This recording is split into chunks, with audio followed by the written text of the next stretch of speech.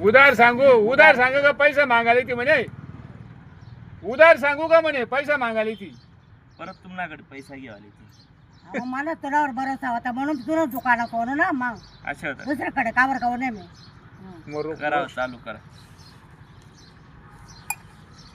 काय हा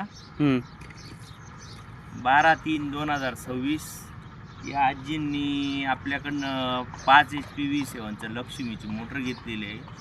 उमराण्याला पाण्याच्या टाकीजवळ आजी मोटर कसं कायची भारीच आहे का आता मला काय समजाय